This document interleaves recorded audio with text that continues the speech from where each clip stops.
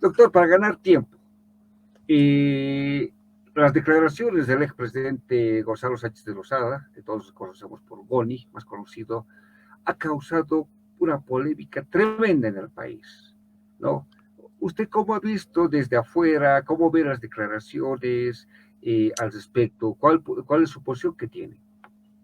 Bueno, primero no son declaraciones, es una propuesta. El expresidente Sánchez Lozada le ha propuesto a Bolivia, al pueblo boliviano, un proyecto de constitución política del Estado para rescatar la libertad, rescatar la democracia, defender los derechos humanos, fortalecer las instituciones del país y para que Bolivia vuelva a ser una república. Exacto. Y eso sucede en un momento en el cual precisamente lo que pasa en Bolivia es todo lo contrario. Para entender la propuesta del presidente Sánchez Lozada, primero hay que recordar la realidad objetiva que vive hoy día Bolivia.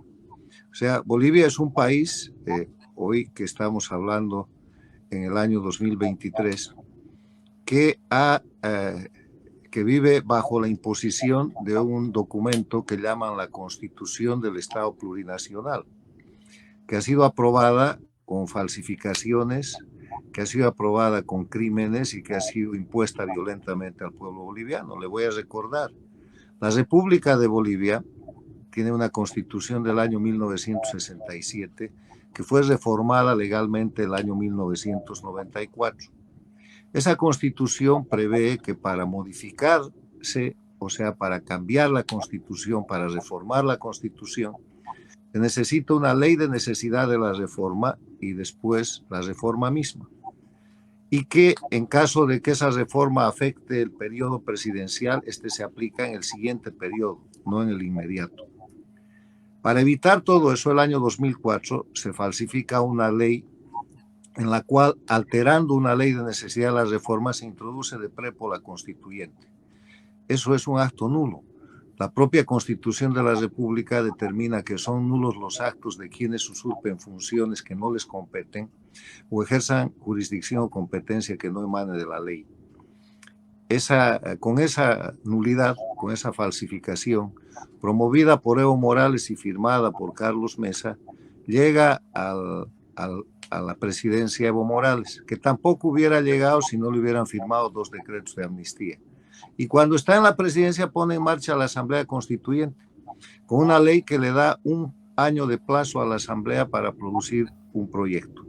Pasa el año y no sucede nada, más bien lo que sucede es que en la zona de La Calancha, en Sucre, hay una masacre y el gobierno de Evo Morales traslada la Constituyente de Sucre a un cuartel de Oruro. Desde el cuartel de Oruro, esa Asamblea Constituyente manda un proyecto de constitución que no tenía ni el Estado plurinacional ni la reelección inmediata. Entonces, como eso no le convenía a Evo Morales, se pone de acuerdo con la oposición de ese momento. La oposición del año 2008 que estamos hablando estaba controlando el Senado, tenía mayoría. Jorge Quiroga tenía 13 senadores de 27, Samuel Doria Medina tenía 1 y Óscar Ortiz presidía ese Senado. Pudieron haber parado este atropello, pero en vez de pararlo se ponen de acuerdo y hacen una ley, que es una ley absolutamente ilegal y además que comete delitos, donde se atribuyen los derechos del pueblo, diciendo que el Congreso ordinario va a poder interpretar y modificar el texto que mande la Asamblea Constituyente. Y eso es lo que hacen. Lo que hacen es redactar lo que ahora llaman la Constitución del Estado Plurinacional en una comisión que además no es redactada ni siquiera por personal boliviano, la redactan 2 abogados que Venezuela paga, Chávez paga, que son abogados de la Universidad de Valencia, España, y que establecen ese texto de la Constitución que Evo lleva al referéndum. Pero mientras eso sucedía, mientras se producía esa traición a la patria por parte de la oposición y esos acuerdos con Evo Morales para quebrar la República e imponer un texto que no ha sido ni siquiera aprobado por la Constituyente, que ya de suyo era objetable e ilegal, Evo Morales producía masacres en todo el país. Resistía a la media luna 6 departamentos. Le quiero recordar que Chuquisaca, Cochabamba, Santa Cruz, Beni, Pando y Tarija estaban en resistencia y que lo que hacen es perpetrarles ataques armados. Pando es ocupado y con la masacre del Porvenir es detenido el gobernador Leopoldo Fernández y trasladado a La Paz y preso político hasta que Evo Morales renuncia y deja el gobierno. En Cochabamba producen la masacre de Arani, producen la masacre de Cochabamba y en Santa Cruz producen la masacre del Hotel Las Américas. Y a partir de la masacre del Hotel Las Américas producen el caso Terrorismo 1 y el caso Terrorismo 2, puras falsificaciones para perseguir a los bolivianos, y hay presos políticos y hay exilio. Y sobre el caso Terrorismo 1 y 2, o sea, sobre la masacre del Hotel Las Américas, la Comisión Interamericana de Derechos Humanos ha emitido un informe en diciembre del año pasado diciendo que el responsable es Evo Morales y su gobierno, y que además en esa masacre intervinieron miembros de la Embajada venezolana en La Paz. O sea, en ese contexto se impone al pueblo boliviano lo que llaman la Constitución del Estado Plurinacional, que no es otra cosa que un estatuto dictatorial redactado con intervención externa para Bolivia. Ahora, veamos qué dice esa Constitución del Estado Plurinacional. La llamada Constitución del Estado Plurinacional acaba con la República de Bolivia. República quiere decir una organización política donde los gobernantes rinden cuentas, son elegidos por el mandato popular y son temporarios en su función. Esa es la esencia de la República. O sea, establecen un Estado para permanecer indefinidamente en el poder. Lo segundo que liquidan es la nación boliviana. La nación boliviana es una. La nación boliviana es multicultural. La nación boliviana tiene el principio de la unidad en la diversidad, pero es una sola nación. Para romper la unidad de la nación boliviana, crean 36 nacionalidades y empiezan un proceso de confrontación cuyos resultados podemos ver hoy día. Hay confrontación regional. Han impuesto el racismo en Bolivia. Eso no existía hace 20 años. Han impuesto la confrontación por edad, la confrontación por sexo, la confrontación por posición económica. Han multiplicado todos los ejes de confrontación para destrozar la nación boliviana. Además de la República, la nación boliviana, destrozan el voto universal. Si usted revisa el texto de lo que llaman Constitución del Estado Plurinacional, han hecho desaparecer el principio universal del voto universal, que es una persona, un voto, iguales derechos, iguales obligaciones, proclamado desde 1952 con la Revolución Nacional en Bolivia. Hoy día hay gente que tiene más derechos y que tiene menos obligaciones. En el campo se eligen diputados con menos votos que en la ciudad. Hay diputados que van directamente al Congreso con la historia y la narrativa del indigenismo. Hay gente con más derechos y bolivianos con menos derechos, y eso no es voto universal.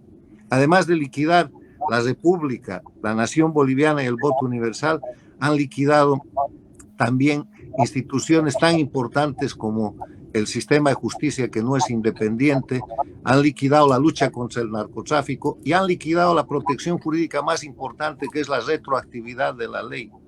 O sea, la ley es irretroactiva fundamentalmente. La ley no se puede dictar hoy día y aplicarla para el tiempo pasado.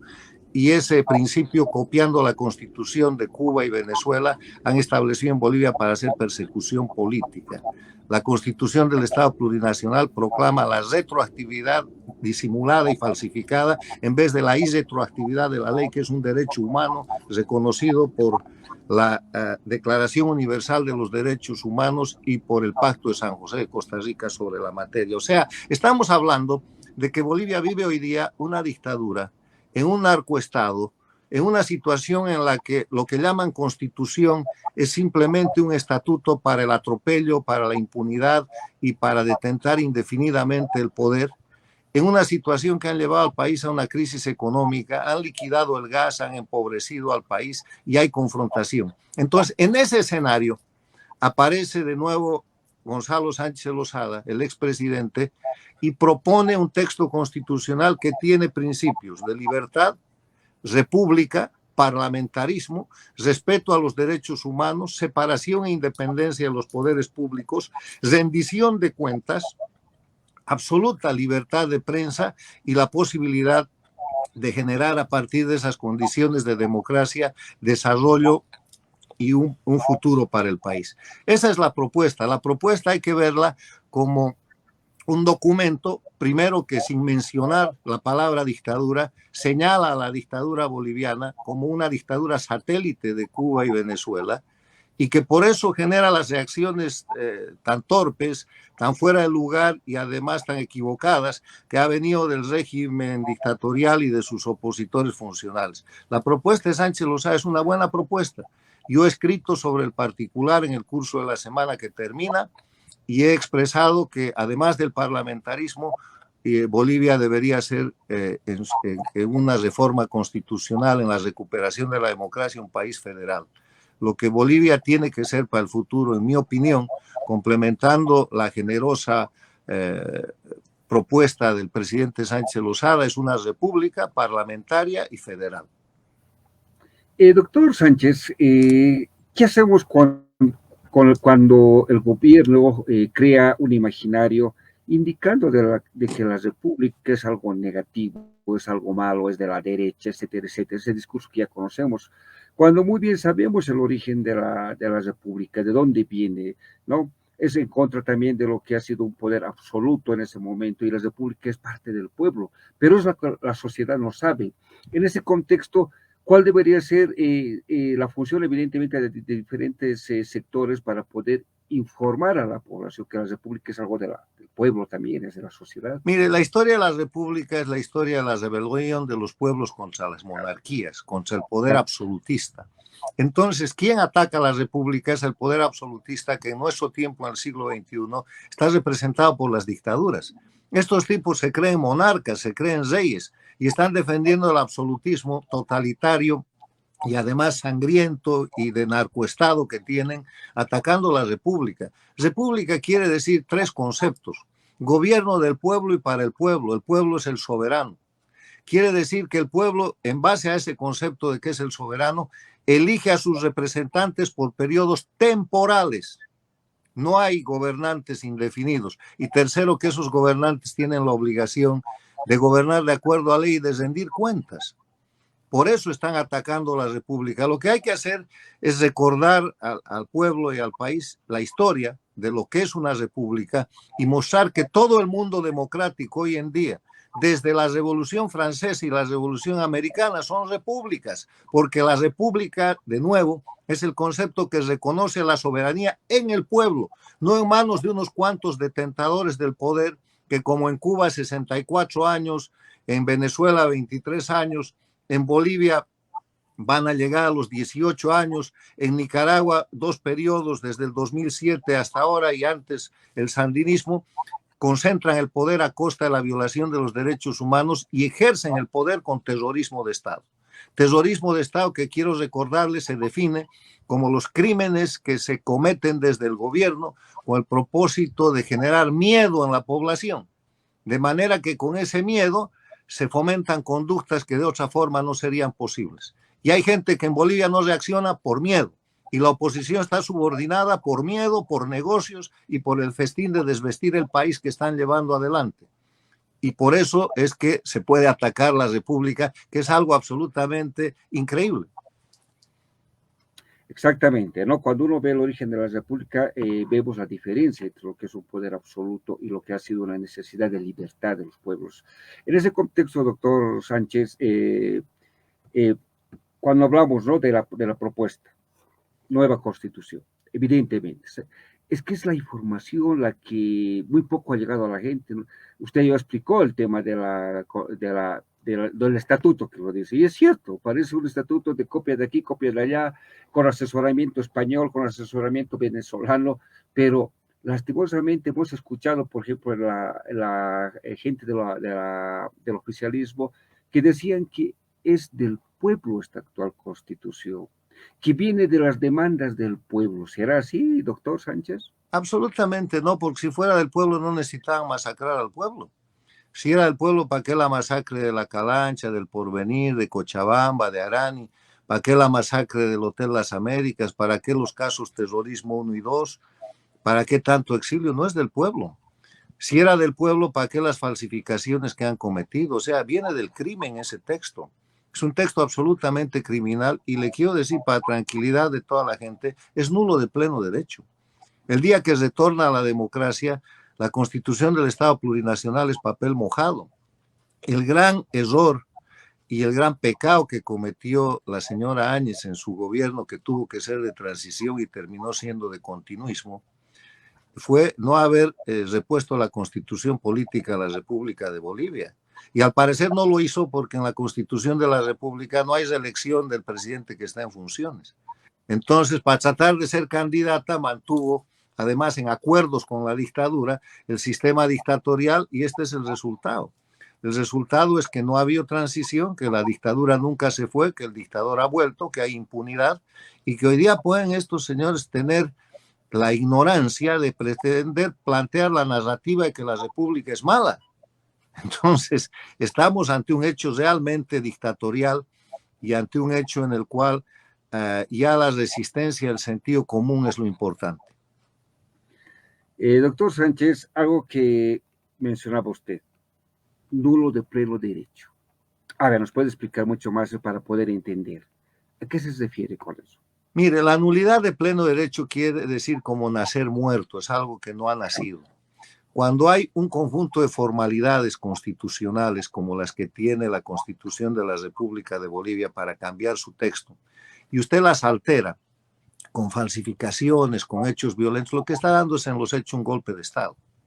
Porque esto ha sido una cadena de sucesivos golpes de Estado dados por Evo Morales, desde el 2003 y después en el gobierno. Cada una de las masacres era un golpe, cada una de las falsificaciones era un golpe, y el resultado de eso, imponer lo que llaman la Constitución del Estado Plurinacional. Entonces, la nulidad es un concepto que dice aquello que nace en contra del derecho, aquello que se impone en contra de la ley, aquello que se impone en contra de las normas establecidas, es como si no hubiera nacido. Se llama nulidad absoluta. Y para eso la Constitución Política del Estado de la República tiene un artículo, el artículo 31, que dice: son nulos los actos de quienes usurpen funciones o ejerzan jurisdicción o competencia que no emane de la ley. Los que han usurpado funciones son los que han hecho la ley del 2004 introduciendo la constituyente, nulo de pleno derecho. Han usurpado funciones de nuevo convocando la constituyente. Han usurpado funciones haciendo la constituyente. Han usurpado funciones con la ley pactada entre Doria Medina, Jorge Quiroga, Óscar Ortiz y Evo Morales, para atribuirse los derechos del pueblo y cambiar el texto del proyecto que mandó la Asamblea Constituyente desde el cuartel de Oruro. Y mandar a redactar con unos abogados españoles pagados por Venezuela, por la dictadura de Venezuela, lo que llaman ahora la Constitución del Estado Plurinacional. O sea, y después de eso han llevado ese texto a un referéndum en medio de masacres, amenazas y presos políticos, o sea, con vicios del consentimiento, y han hecho fraude. No hay un punto en el cual se pueda dar un ápice de legalidad. Ese texto ha nacido muerto y así será enterrado el día que Bolivia recupere la democracia. Y por eso es que la propuesta de Sánchez de Lozada y otras que puedan llegar para recuperar la libertad, la democracia, el Estado de Derecho, la República, son bienvenidos. Y en ese contexto, ¿dónde queda la propiedad privada, doctor Sánchez? Y bueno, aparte de esto, sí, lo escucho. La propiedad privada también está afectada por la denominada Constitución del Estado Plurinacional, porque ha sido llevada al máximo de su relativismo. O sea, la propiedad privada en Bolivia ya no es un derecho pleno, es un derecho sujeto a la voluntad y al atropello del Estado. Y le voy a dar un ejemplo. Los fondos de pensiones son propiedad privada. Eso que manejaban las administradoras de fondos de pensiones que han sido sacadas del país y han creado ahora la gestora, que debería llamarse la usurpadora, que es un órgano de la dictadura para apropiarse de los recursos de los bolivianos.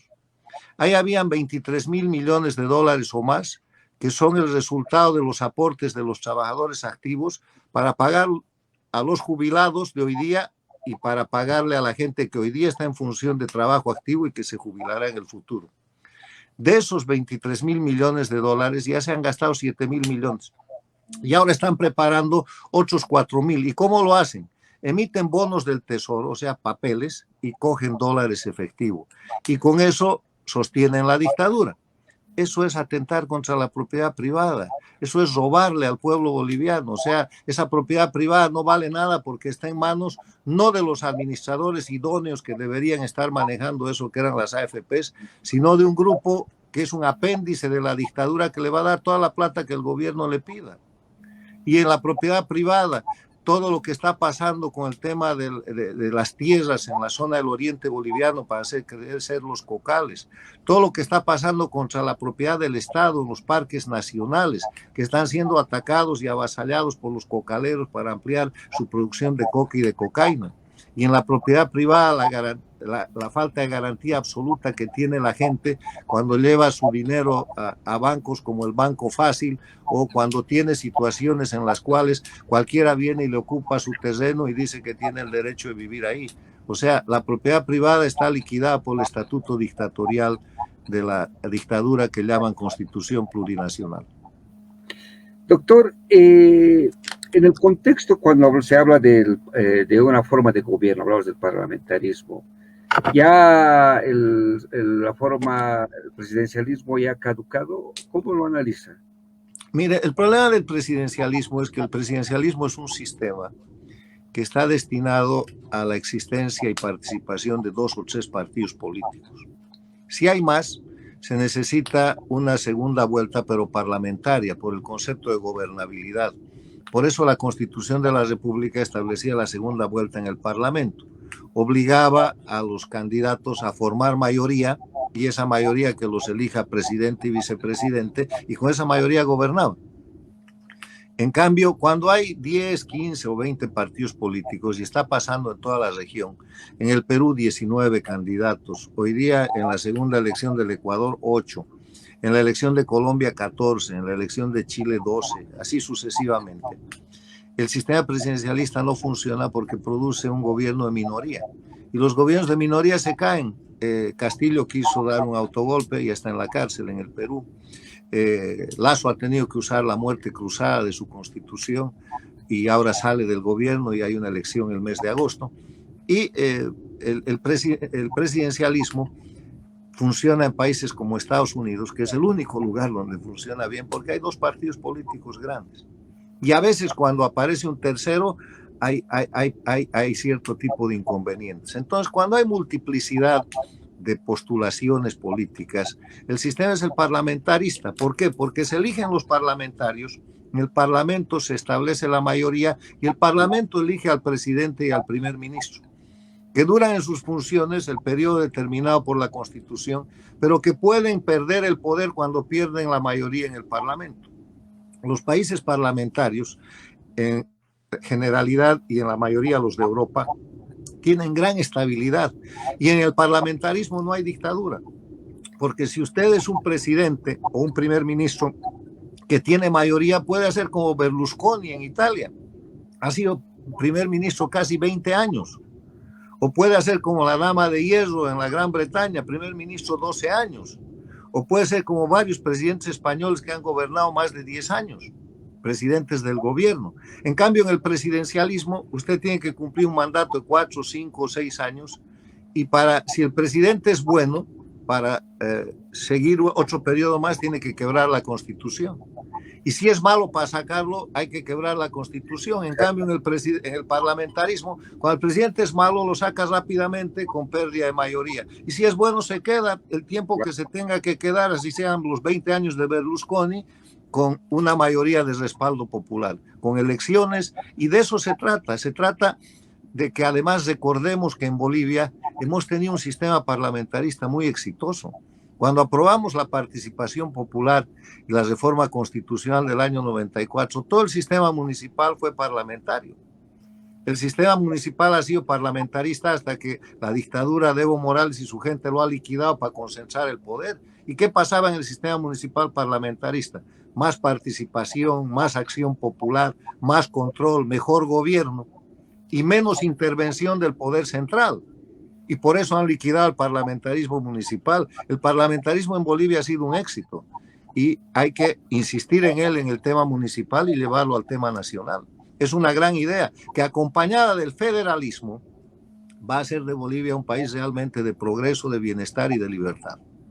exactamente. Doctor, ya por el tiempo, ¿qué puede decir a las personas que nos escuchan, los compatriotas que nos escuchan acá en territorio nacional y afuera, con respecto a a estas propuestas, ¿no? Desde toda perspectiva es una propuesta positiva para el cambio del país, porque ya estamos cansados de lo que ocurre, de lo que pasa. No hay la institucionalidad, el narcotráfico, la corrupción, ya algo que lastimosamente se ha normalizado en Bolivia. Qué pena decir, se ha institucionalizado en Bolivia sus delitos, pero para que reflexionen, ya para la despedida, doctor Carlos, ¿qué decimos a nuestros radioyentes? Mire, las cosas como están mal. Bolivia es una dictadura, es un narcoestado, y ese no es un proyecto nacional, es un país intervenido por Cuba y Venezuela. Primer elemento. Segundo elemento, hay una crisis social, hay una crisis económica, hay una crisis política. Por conveniencia, el régimen y por su modelo ha llevado a la confrontación de los bolivianos, como lo han hecho en Cuba, como lo hacen en Venezuela, como lo hacen en Nicaragua. Hay que hacer pelear a la gente. Tercero, están destrozando la nación boliviana. Su objetivo fundamental es destrozar la unidad del pueblo boliviano y hacerlo a través de mecanismos exacerbando el regionalismo, exacerbando el racismo. Los bolivianos nunca hemos sido racistas. Ahora hay racismo, exacerbando la confrontación de sexos, de generaciones. Entonces, en ese escenario que es tan malo, mi mensaje es un mensaje de esperanza. Las dictaduras en la región se están cayendo. Bolivia es una dictadura satélite de Cuba y Venezuela. Y se están cayendo porque no tienen pueblo, no tienen respaldo popular, no tienen economía. Cuba es una crisis total, Venezuela es una crisis humanitaria, Bolivia y Nicaragua son unas crisis crecientes. Nada va a parar esas crisis. No tienen narrativa. ¿Quién cree el cuento del gobierno del cambio en Bolivia? ¿Qué cambio? El cambio de república por narcoestado, mal cambio. El cambio de país exportador de gas y rico, la primera potencia de Sudamérica en gas, a país importador que ya no tiene esa riqueza, mal cambio. El cambio de un país con libertad a un cambio con país con presos políticos y miles de exiliados, mal cambio. Y así pudiéramos alargar las comparaciones. Entonces no tienen narrativa y no tienen opción. El mensaje es un mensaje de esperanza, una esperanza de que las cosas tienen que volver al camino de la libertad, de la república, del respeto a los derechos humanos, de la independencia de poderes y del Estado de Derecho. Y estamos en eso. La lucha sigue, las dictaduras se están agotando y los pueblos están en resistencia civil. Doctor Carlos Sánchez Basaid, muchas gracias por su tiempo y será hasta pronto. Muchas gracias, encantado, un gran saludo. Gracias.